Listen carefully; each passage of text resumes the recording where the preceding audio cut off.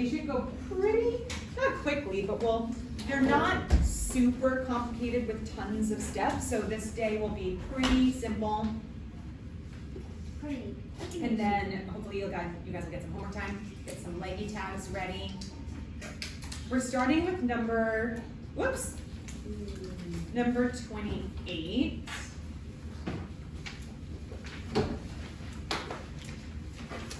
Can somebody tell me why this is a pretty easy one to work through, Brianna?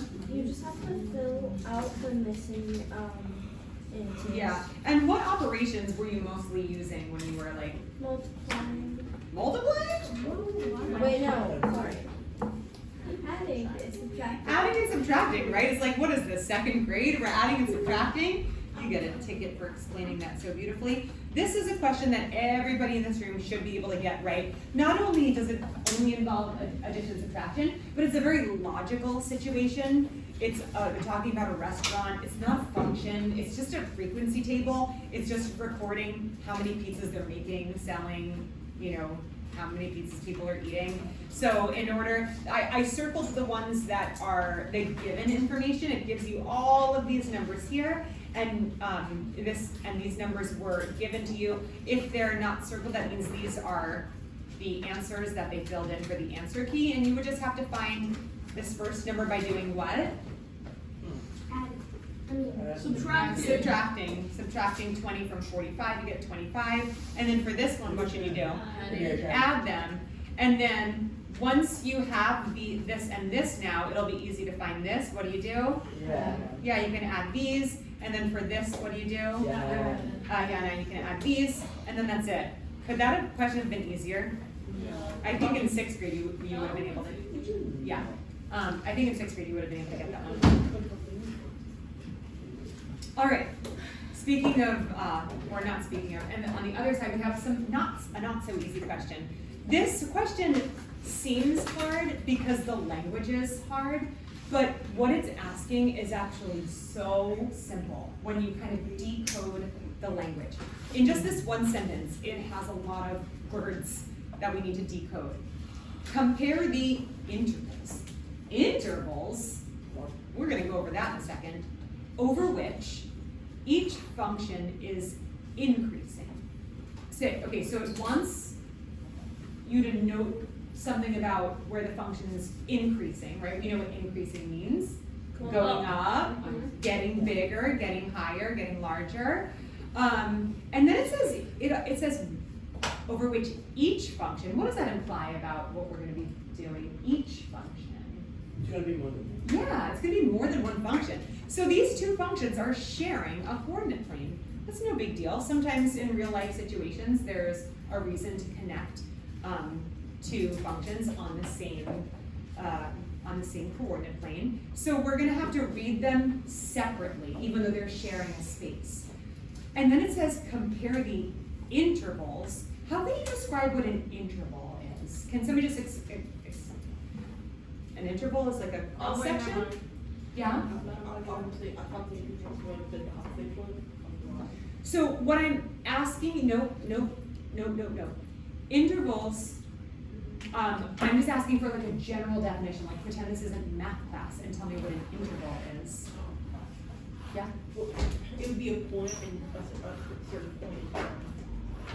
So it's just like a single, Or so an interval is like, point. Yeah, point or point. no, that wouldn't be an interval. Yeah. So it's like multiple, so like so you just have like over intervals, so like say you would so you would do something at like 2 p.m. and then like 5 p.m. and then like 8 p.m. and then like.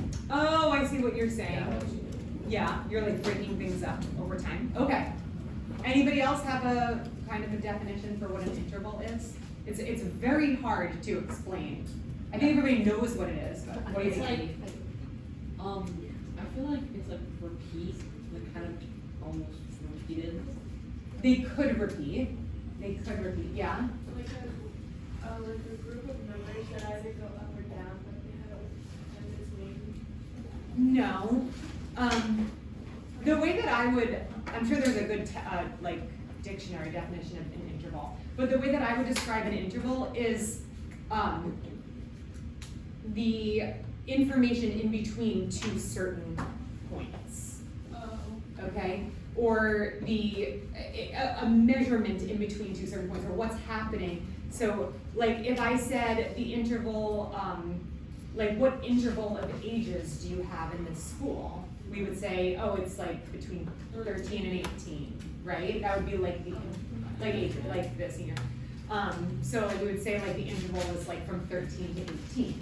So it's kind of like measuring a certain segment of or a portion of something and seeing like what is happening in between those two like endpoints. Does that make sense for an interval? Yes. So if we are looking at intervals, we are looking at a certain section of this graph. Yes? Yeah, you don't want to see how this story ends? Or you already did it last night? I did this one last night. Okay. I didn't Okay. do it on everyone. All right. So now it is, the good thing is it breaks them up for you. So it talks about function F first, then it talks about function G. So we will start with function F, which is a, who said that? Very good. It is a parabola. And a parabola is what kind of function? Quadratic. Quadratic, very good job. Do you have case of what they call you local? And because of this parabola shape, it's very interesting because, oh, another very important thing about looking at intervals or just reading about what we might call the behavior of a graph or behavior of a function, we always read it from left to right, just like reading a book, from left to right.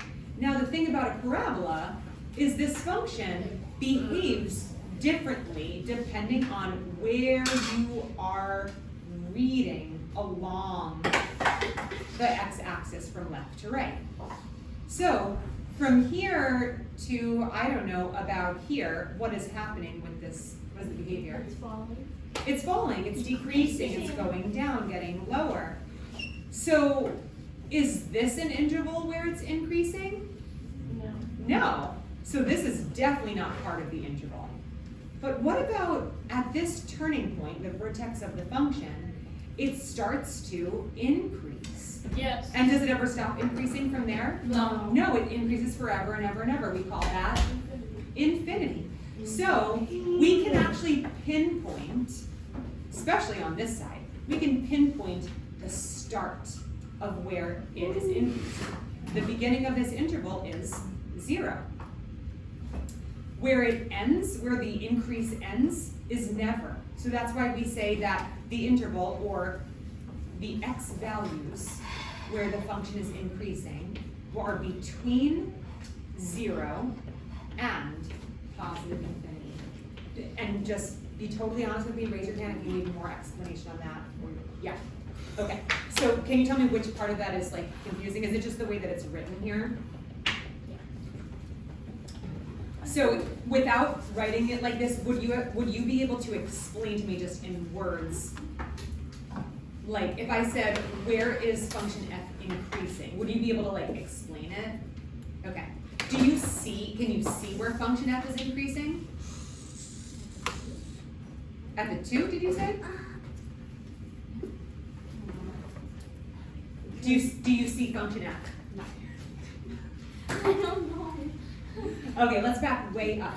Do you see the letter F Oh, yeah. on this graph? Okay, did you not see that before? No. Okay, that's gonna be a thing. We're gonna wanna make sure that if we're looking for function F, that we locate the letter F on the coordinate plane. Yeah. So why is x less than infinity? Because what it's saying here is that all of the x values that are in between these, oh, I see what you're saying. They are indicating positive infinity as like the highest number you could possibly think of. Even though I think, X is supposed to be infinity, so it's equal instead of well, infinity by definition never stops. yeah. So x has to be less than the highest continuing value of infinity. Like- This is where your mind like wants to like logically pin something down, and it's because your brain is very like you have a very like profound way of thinking, a deep way of thinking, which is really good. You have to remember that infinity is representing something extremely abstract. It's not something that we can pin down. It's something that we can define. We can say infinity is never ending. What's up?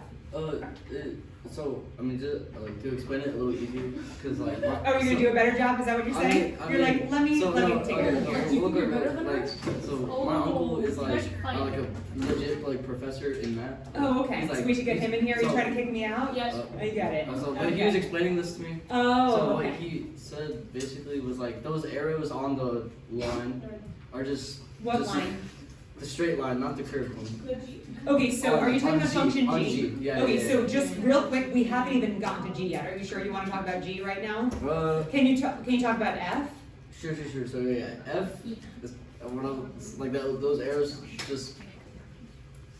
I don't know. I'm trying to figure work it out. Well, I know what you're trying to say, but what her question is she's saying, why are we saying that the X values are less than infinity if the X values continue on to infinity?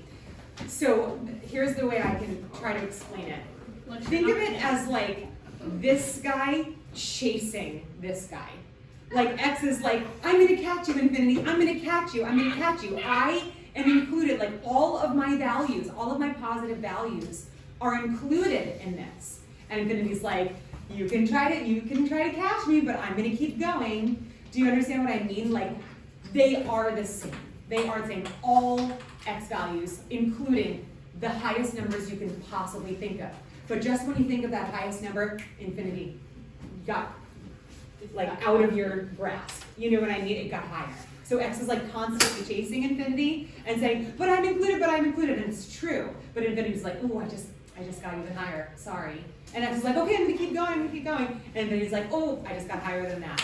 So it's an abstract concept, but even though it's saying X is less than infinity, it's saying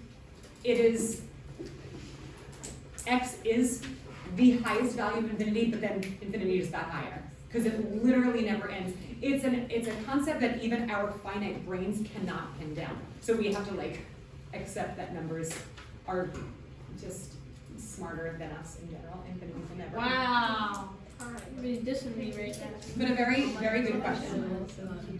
Probably just confused you a lot more. I'm smarter than infinity. Okay. So, no. Okay, look at this function f. We can see that the behavior, meaning what this graph is doing, according to the y-axis, is doing two different things. It's going down and it's going up. This one is asking about the part where it's going up. So we're literally just naming the section of the x-axis that shows it going up. That's all it is.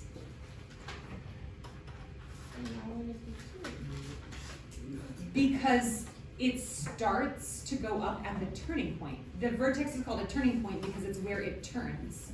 It's going from a decrease to an increase, starting at this point. Oh, you're saying too because it's on the y-axis. I'm like, where do you see it too? Okay, so when we're reading it, we're reading from left to right. Left to right is along the x-axis. So we're taking the x value where the vertex is. Even though the vertex isn't touching it, it's going along the x-axis at 0. An interval is always going according to the x-axis, so you're reading the x values. Does that make sense? Yeah. Also, a good thing for you is 2 is not an answer choice, so it won't confuse you. Hopefully it stays consistent with this. Okay, yes? How would the interval look like if it was like, if the question was like, if it was like decreasing instead of increasing? So the interval would be this interval. So x would be between negative infinity and 0. So it would, let's It see, would go like it's this. right here. It would be this one. Oh, If you were talking about this section of the graph, it would be this one. Yes. How are we not as smart as infinity when? I'm not we saying we're have not as smart as infinity. Infinity isn't an actual, like, thinking, being. Hear me out. Hear me out. No, Please thank don't you. get your theorizing chicken. We all hear you out after class is over, though. I'd love to have an abstract. Okay. I've had it up to here with you, Buckaroo. Okay. But I do want to hear your explanation about function G. G. All right. So. So. Could you so what I was gonna say with that hold on. Oh, I'm forgetting what I was about to say now. Okay. So let's look at function G. What kind of function is it? It's the type that works. It's linear. Very good. It is linear. Now, a linear function, does it ever have a turning point, or does the behavior ever change? Nope. No, it never changes. Now, a line can either go upward or downward, or it technically can go this way or straight up. But in terms of having a slope that has a value, it's either gonna go uphill or it's gonna go downhill, right? So we can say that it's either going to increase or it's going to decrease forever, right? So if it's asking when this function is increasing, let me ask you, is this the general trend of this line? Is it increasing or decreasing? Yeah, and does that ever change? Nope. Is it different over the numbers that you can't see on this graph? No, because the arrows go in these directions forever and ever and ever, constantly increasing, forever increasing wherever it started and wherever it's going. So that means that this one would be increasing between negative infinity and positive infinity. It's basically saying it is always increasing without ever turning point. Anything you want to add, or is that it? Yeah. Okay. All right, number 30. Which graph models this function? There are two ways to do this. The easiest way girls, can you stop?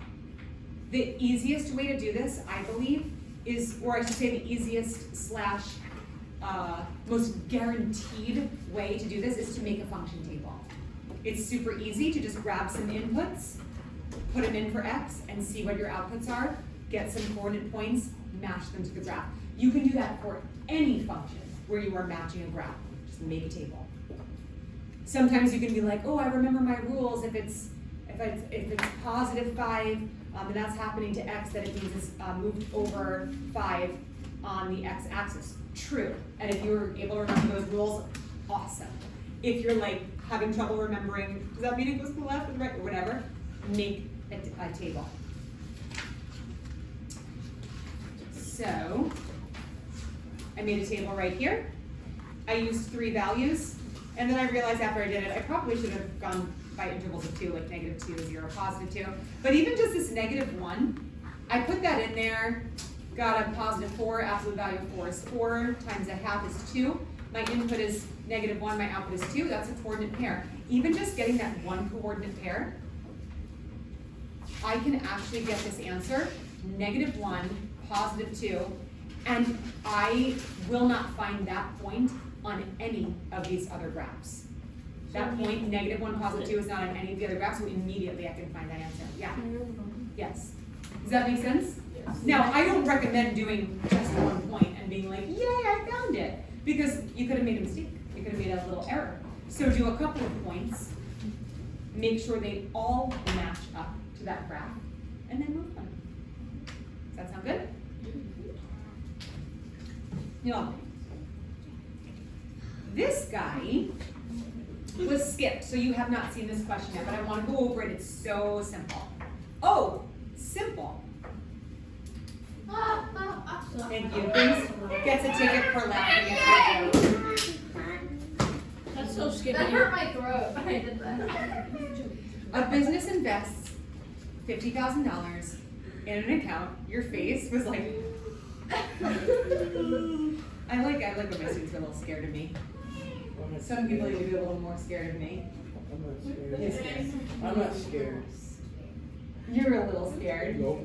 I know, you're scared of your parents though, and then that makes me Not have the anymore. power. Oh, you are. I made my mom cry. Oh. Why is That's very nice. Why is that? I did Why is that a flex grade? Everybody should have a healthy fear of their teachers and a healthy fear of their parents. It's called respect. It's good. No, I'm just scared of the fact that why would you make your mom cry? Yeah. She fell off the bed one time. Dude.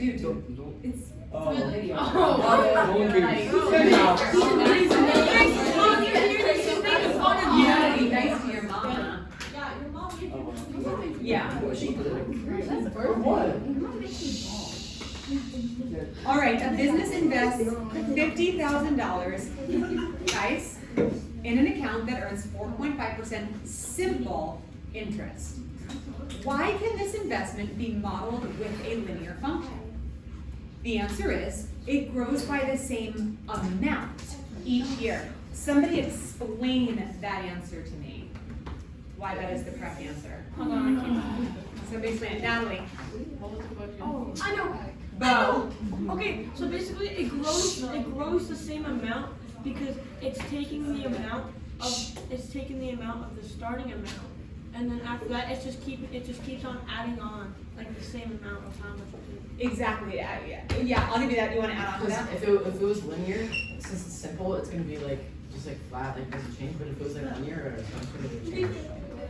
You just said linear twice. If it's linear, If it was no, since it is simple, it doesn't like the value doesn't change. But if it's linear or exponential, the value will change. Like each year. that is almost right. I know what you mean, but it is linear. Wait. It is linear, and it's linear because Wait, what? No. you raise your hand. No. Okay, go ahead. Well, I'll answer Say your whatever question. you want. It's Just talk. it's amount because if it was percent, like the percent isn't growing, it's the amount of money that's growing. No, because it says it grows by the same amount. It also, guys, I'm gonna spoiler alert here. It also grows by the same percent each year. This is a true statement, but it's not the reason why it's linear. The reason it's linear is because. It's because it's the exact. It's because simple interest Yeah. it's going by the same, like you said, it's going by the same percent amount, meaning it doesn't like double. Right? So. Okay, keep explaining and use. There are two key words. One's a word, one's a phrase of two words. You can use either one of them to explain it. To explain why this is a linear. Growth? I don't know. Exponential? No, it's not exponential. It's linear. No, yeah, that's what I'm saying. It's not exponential growth. Okay, I'll give you that. Good job, pal. Oh, you're thinking. What? No, not compound. It's simple. All right. What word am I thinking of? I was gonna say my favorite thing. Girls. Shh. I thought we were gonna say my favorite thing might be wrong, but also isn't simple interest like monthly, so. No. Simple interest could be any constant what? Ratio. Growth. Constant. Who said ratio? He did. No. That's exponential. Constant rate. That's what. Yes. What do we call that? Just constant. Slow. Oh God. Thank you. I died. Yes. That's The growing by the same amount means it has a slope because the slope goes up and over the same amount. I didn't know it was every that year. obvious. Yeah, sometimes this is like us easy questions so you can get laid out. All right. I'm gonna skip 31 for now. I'll get back to it at the end of class, okay? 32. Suppose it takes you 15 minutes to walk from home to the library at a rate of 280 feet per minute. So you walk for 15 minutes, this is your rate. Your friend lives farther from the library than you do. Which inequality represents, girls, pay attention. Which inequality represents the distance that your friend lives from the library. What's a big key word in figuring this out? Big. Distance. Yes, I'm looking for another one. Friend. No. Feet. Farther. Farther means what? That distance is going to be Longer. which is Farther. tell me inequalities, people. 280. Positive. Bigger. Bigger than. Greater than. Greater than. Thank you. Oh my god, whatever.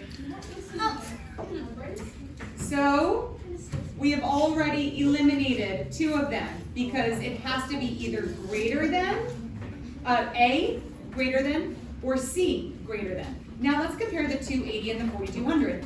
Please don't make the mistake of going, I don't get it, so because they said 280, so maybe it's 280, so I'll choose No, because A. it's feet per minute and there's 15 minutes. Yeah, so this you have is to a times rate. it. This is a rate, that's not the distance. It's a How do you get the times. distance? You Yes, times 15 you by 280. multiply I've hit to a get the ball. distance. Distance equals rate times time.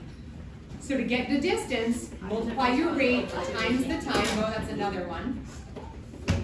Good job. Is it? It is Did fair. you miss enough? Like, should I have given you a tag for a contribution that you made today? What, like, did you make any contributions? So how is it not fair? How am I not being fair? Have I given you opportunities to speak? Yeah. Great. Have you taken any of them? So how is it not fair that I'm giving tags to people who are contributing? Okay, I'm asking because you called out into the class and said it's not fair. So I'm just asking, I was just curious what was not fair about it. And now you're shrugging, so I don't know. Maybe it was, maybe it is fair. I think it's pretty fair. Especially considering you have all the notes too, so you can just look at your notes. Number 33, it says solve this. What kind of equation is this? Vertex form. An absolute code. I'm not gonna give you a tag for that. Why am I not gonna give you a tag? Because what did you do right before you said the answer? You made a comment. Somebody gave the wrong answer and you commented on it, right? It's not appropriate. You're right. Come on, man. So it is an absolute value problem. Quick question, so nothing to do with answering the question, but I'm gonna ask you, why did I call this an equation and not a function? Because it has. Angelina? Oh. It has an equal sign. No functions have equal signs. Brianna? It doesn't have fx. Yes, it doesn't have f of x. It has a y value instead of an f of x, so that's very good.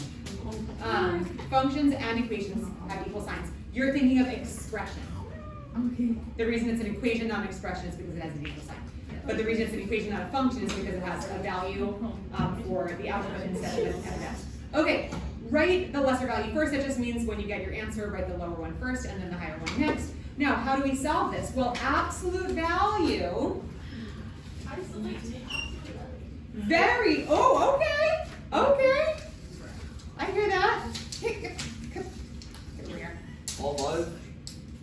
Jossie, however you spell that. Jossie said you have to isolate that absolute value. If you're gonna solve for x inside that absolute value, isolate it. This absolute value has a 14 being subtracted from it, so add it to cancel it out. Then do the same thing to both sides, and now you have an absolute value equation, and you really just want to start isolating x, but you can't. You have to break it free from the absolute value prison, because absolute value is insinuating that there could have been a negative value or a positive value for x. There's a long way to explain this that I did explain when I did a lesson over 2 days. You don't have that kind of time for me to re-explain it. Just trust that you have to break this up into a positive version and a negative version. So you assign the positive and negative version to the other side of the equal sign and take that expression inside your absolute value and break it free. It's very, very simple. Then you just solve for x and you get your two values. Simple, right? Simple steps. Easy things. Real quick, for number 31, the reason I told you to skip it is because I'm still waiting to hear back from Savis. See, Savis, did anybody actually attempt this No. one? I did that in my Did you questions. agree that B is the perfect choice, or did you think that there was another one that could have also been? I picked D. You picked D? That's picked what D. I thought. That's what I thought. You know who else thought that? Me. Lucian. Oh. I'm gonna go ahead and say D is a better answer. Lucian is my baby boy. But honestly, B is, I can't say B is not correct, because if you were to choose 2 points on this line, there are 2 points that you could choose on this line and make a line of best fit, and this would be a great line of best fit. To me, I think D is a better line of best fit, Oh yeah, Lucian. because, not only because Lucian thought so too, but because, and another reason, is because this has a y-intercept of 0, which logically makes sense, because if she works 0 hours, then she makes $0. Here, if she works 0 hours, she makes $11, which is It's a weird. payment in advance. Sure, they're like, you look like you're gonna be a good worker, here's some money. That doesn't happen. It should happen. So honestly, on the EOC, I don't think you'll be faced with such a debatable thing, but all you have to know is in order to get your line of best fit, I just drew this line. So you wanna take 2 points that follow the trend really well, which could be like this point and this point, or maybe this point and this point, somewhere that's like really following the trend. Take those 2 points, solve to find your slope, doing the slope formula, y2 minus y1 over x2 minus x1, get your slope. Right away when you get your slope, you'll be able to choose a correct answer. The other way to go backwards is to take each one of these and plug in a couple of the points to see if they make sense. Does that work? Yes. You guys understand that? Once you choose your correct answer, it's just basically asking the slope, how much it goes up every time it goes over, so that would be the slope here.